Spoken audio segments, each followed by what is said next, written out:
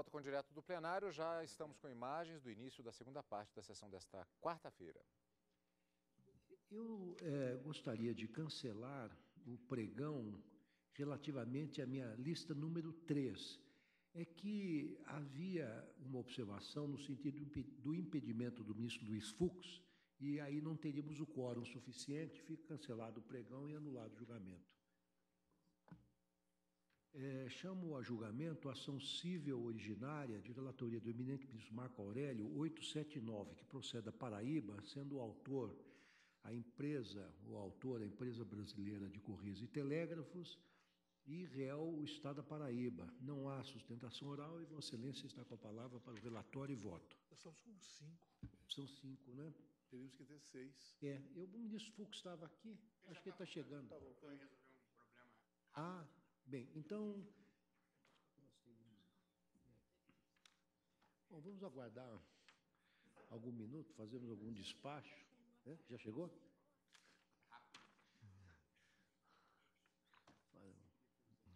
Agora temos 6. Agora 6.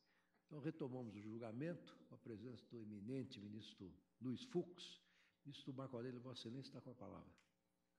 Presidente, é um processo que eu trago para reafirmar o entendimento que tenho sobre a matéria.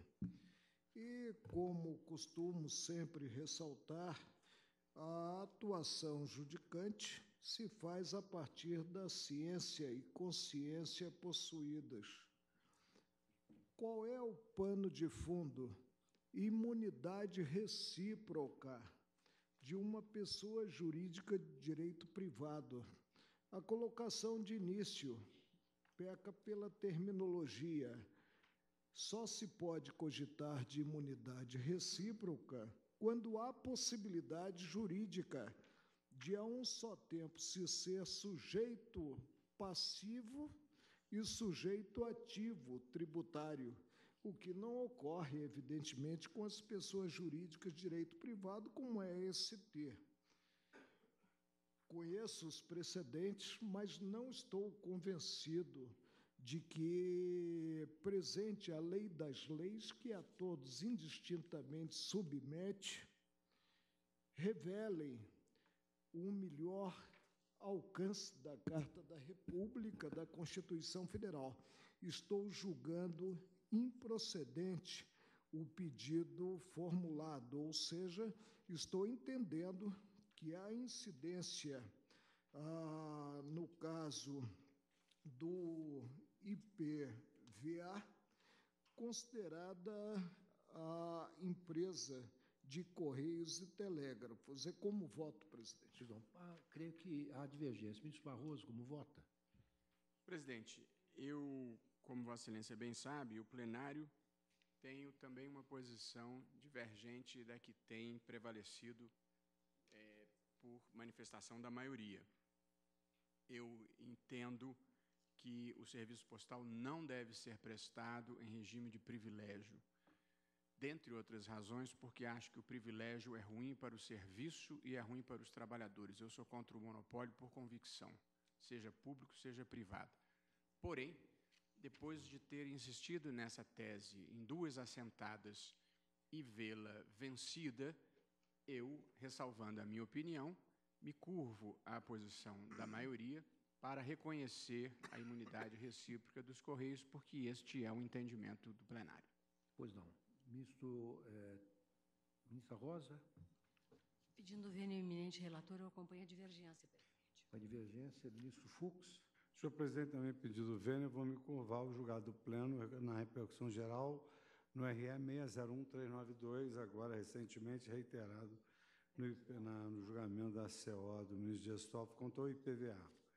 Pedido vênia ao ministro Marco. Pois não, ministro Celso. Senhor presidente, também peço vênia para reafirmando a jurisprudência da Corte, que se pronunciou, inclusive, em precedentes específicos. Um deles, o agravo regimental na ACO 819, relator ministro Dias Toffoli, e o outro, o agravo regimental na ACO 803 de São Paulo, de que eu próprio fui relator, entendendo incidir a imunidade tributária em favor da ECT em relação ao IPVA. Pois não. Então, Vossa Excelência julga improcedente. Eu também tinha eu ensaiava no início uma posição intermediária entre a posição que concedia a imunidade e aquela que entendia que, em determinados casos, esta empresa brasileira de Correios e Telégrafos se assemelhava a uma empresa privada. Mas eu me curvo também ao entendimento do plenário, reiteradamente veiculado, de maneira que estou pedindo vênia ao relator, no sentido de julgar improcedente também a ação civil ordinária. Aliás, procedente, não é? Sim, procedente, porque nós estamos reafirmando. Aqui improcedente, porque o autor... Não, o autor é a empresa brasileira, então é procedente a ação. Procedente, perfeito. Procedente porque nós estamos reconhecendo imunidade. E é preciso definir a verba honorária. Exatamente. Temos que decidir a verba honorária. Então, quem iniciou a divergência foi o ministro Roberto Barroso. Quanto à verba honorária, como é que Vossa Excelência se pronuncia? Inversão dos ônus da sucumbência? Invertendo. Mas não. É uma ação originária, não é como inverter. É 10%? 10%. É a ação originária. 10%. Deixa eu dar uma olhadinha rápida aqui, presidente. Não me ocorreu. É contra o Estado da Paraíba. Isto.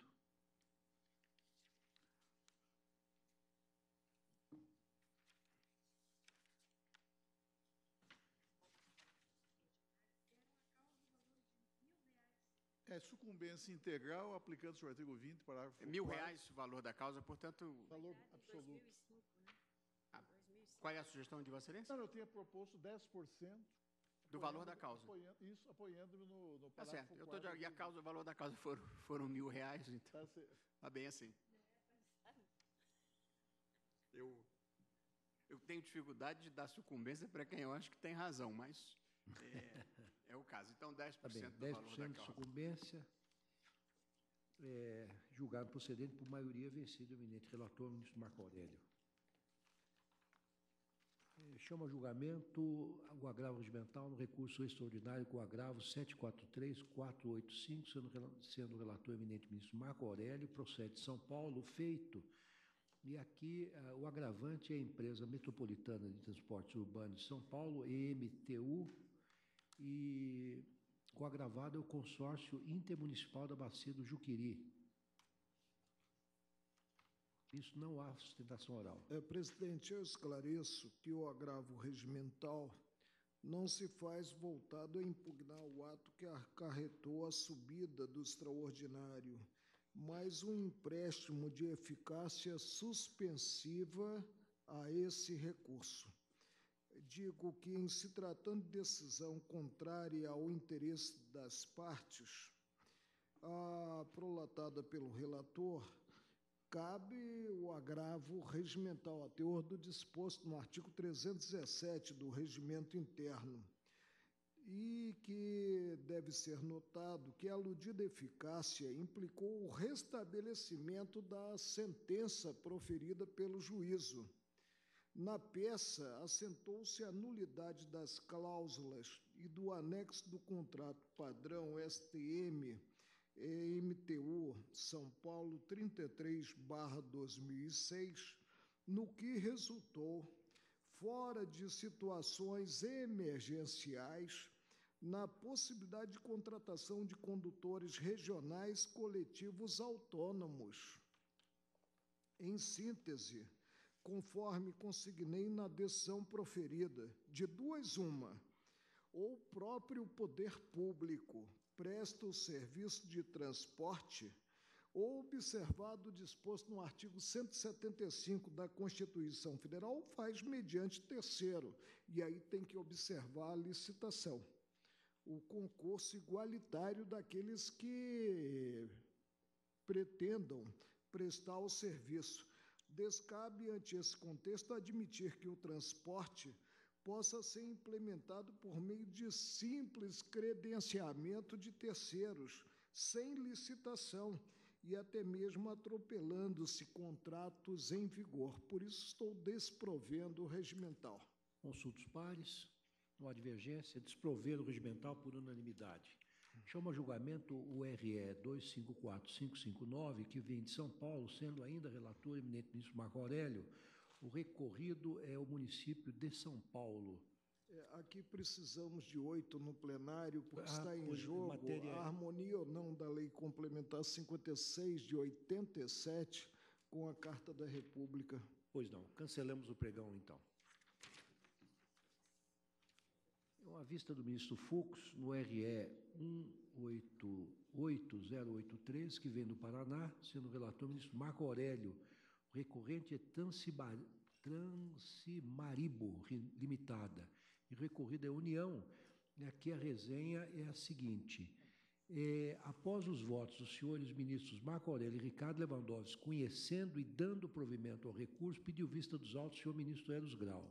Ausente justificadamente neste julgamento o ministro Carlos Brito, presidência da senhora ministra Ellen Grace.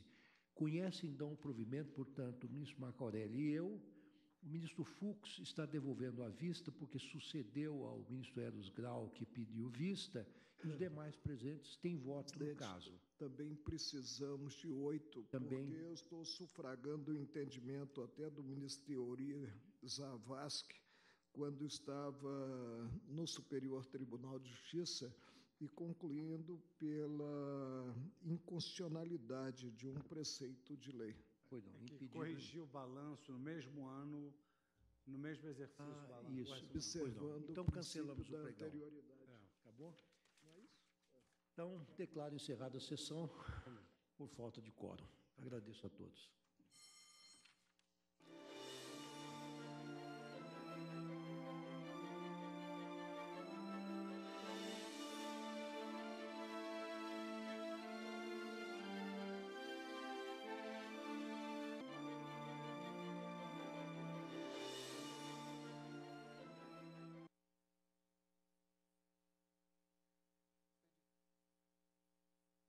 E por aqui vai ficando esta edição de Direto do Plenário. Assista à cobertura completa dos acontecimentos nesta sessão plenária no Jornal da Justiça, segunda edição. Obrigado por estar conosco e continue aqui, na TV Justiça.